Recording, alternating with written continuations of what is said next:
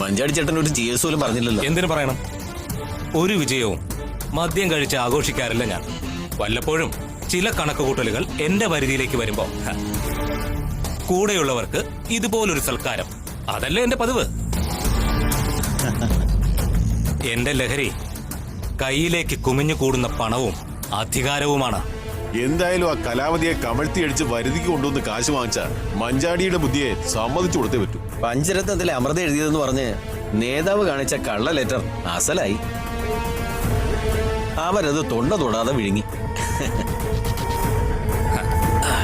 ഈ വാർഡില് എന്ന് വെച്ചാ എന്റെ ഈ തട്ടകത്തില് ഒരിടത്തെ ഞാൻ പരാജയപ്പെട്ടിട്ടുള്ളൂ. അതാ പഞ്ചരത്നത്തിലാ. അവിടുത്തെ പെണ്ണുങ്ങളുടെ ഊണും ഉരിയാടലും നിർത്താൻ ഞാനൊരു പദ്ധതി തയ്യാറാക്കിയിട്ടുണ്ട്. എന്ന് വെച്ചാ ഹോട്ടൽ പൂട്ടിക്കൂ? വെറുതെ പൂട്ടിക്കില്ല സജി.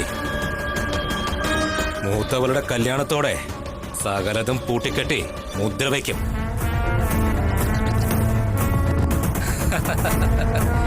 കീഴാധാരവും മേലാധാരവും മുന്നാധാരവും ഒക്കെ സർവേ പട്ടികയിൽ വരുത്തും ഞാൻ.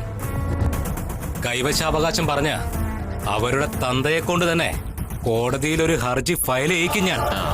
അയാളതിന് സമ്മതിക്കൂ?